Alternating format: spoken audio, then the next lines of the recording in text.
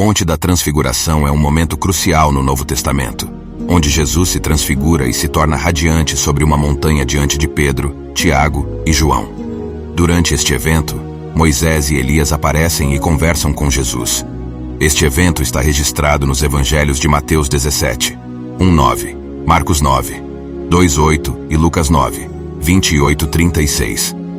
Mateus 17, 1:8 relata a declaração de Jesus mencionada em Mateus 17, 1 que ocorre 6 dias antes da transfiguração, é encontrada em Mateus 16, 21. Desde então Jesus começou a mostrar aos seus discípulos que era necessário que ele fosse para Jerusalém e sofresse muitas coisas dos anciãos, dos principais sacerdotes e dos mestres da lei, e que fosse morto e ressuscitasse no terceiro dia. Nessa declaração, Jesus estava antecipando sua própria crucificação e ressurreição, explicando aos discípulos o que estava prestes a acontecer. A transfiguração ocorreu 6 dias após essa declaração. Jesus levou Pedro, Tiago e João até uma alta montanha e foi transfigurado diante deles. Seu rosto brilhava como o sol, e suas roupas ficaram brancas como a luz. Moisés e Elias apareceram e conversaram com Jesus. Pedro sugeriu fazer 3 tabernáculos, um para Jesus, um para Moisés e um para Elias. Enquanto ele ainda falava, uma nuvem brilhante os ofuscou, e uma voz da nuvem disse que Jesus era o Filho amado de Deus, e eles deveriam ouvi-lo. Os discípulos caíram de rosto no chão com medo, mas Jesus os acalmou. Embora a Bíblia não forneça uma explicação direta de por que Moisés e Elias estavam presentes, sua aparência tem profundas implicações simbólicas. Moisés representa a lei, enquanto Elias representa os profetas. Juntos com Jesus durante a transfiguração, eles formam uma afirmação divina e uma demonstração do plano salvífico de Deus ao longo da história. Moisés e a lei desempenham um papel significativo no Antigo Testamento. Moisés, escolhido por Deus, libertou os israelitas da escravidão no Egito e recebeu os 10 mandamentos no Monte Sinai. Ele teve um relacionamento íntimo com Deus, que lhe revelou seus caminhos e atos. Moisés não apenas viu os atos de Deus, mas também conheceu o coração e a mente de Deus. Elias, por sua vez, é conhecido como um dos grandes profetas do Antigo Testamento. Ele enfrentou os falsos profetas de Baal e demonstrou o poder de Deus ao fazer fogo descer do céu. Elias também teve um relacionamento íntimo com Deus e foi usado por ele para proclamar sua vontade. A presença de Moisés e Elias com Jesus na transfiguração simboliza a continuidade da lei e dos profetas na obra de Jesus. Ele é a consumação e o cumprimento de tudo o que a lei e os profetas representavam. Esse evento é um lembrete da importância de Jesus e da validade de sua missão, e a voz celestial confirma isso, declarando Jesus como o Filho amado de Deus, a quem todos devem ouvir. Portanto, a transfiguração não apenas demonstra a glória divina de Jesus, mas também reforça sua relação com a lei e os profetas, estabelecendo sua autoridade como o Messias prometido. Isso é fundamental para entender a importância deste evento bíblico. A presença de Moisés e Elias no Monte da Transfiguração, ao lado de Jesus, é um evento de profundo significado simbólico e teológico. Para entender completamente essa importância, é essencial analisar a relação de Moisés e Elias com Deus, a lei e os profetas, bem como o papel central de Jesus na narrativa bíblica. Moisés, conforme registrado em Êxodo 33, 17 e 23, teve um relacionamento íntimo com Deus. O Senhor reconheceu Moisés por nome e concordou em mostrar sua glória a ele. No entanto, Deus afirmou que Moisés não poderia ver seu rosto, pois ninguém pode ver a Deus e viver. Em vez disso, Deus permitiu que Moisés visse suas costas enquanto estava protegido em uma fenda na rocha.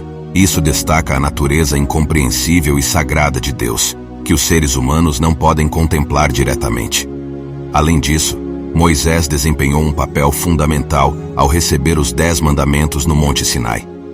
Esses mandamentos formaram a base da lei, Torá, que orientou a vida dos israelitas, não apenas como um conjunto de regras, mas como um código que estabeleceu a identidade e o propósito do povo escolhido de Deus.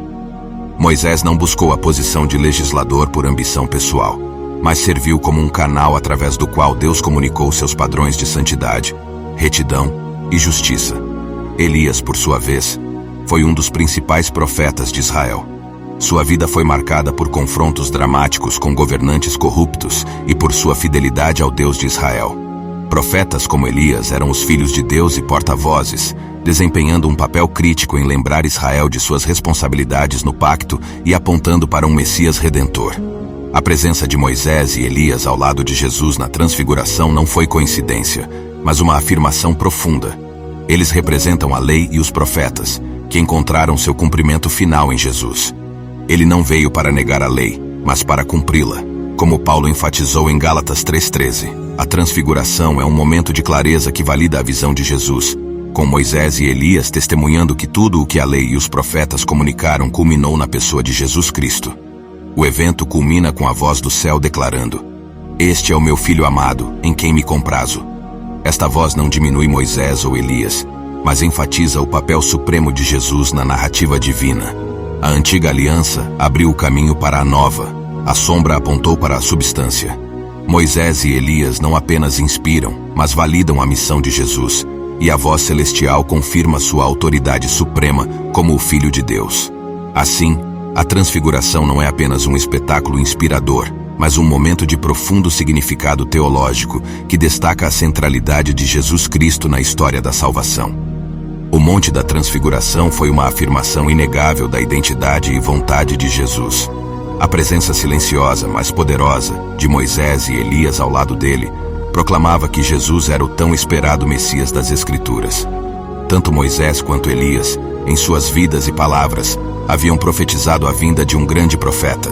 Moisés, como registrado em Deuteronômio 18:15, anunciou que o Senhor levantaria um profeta do meio do povo, semelhante a ele, a quem o povo deveria ouvir.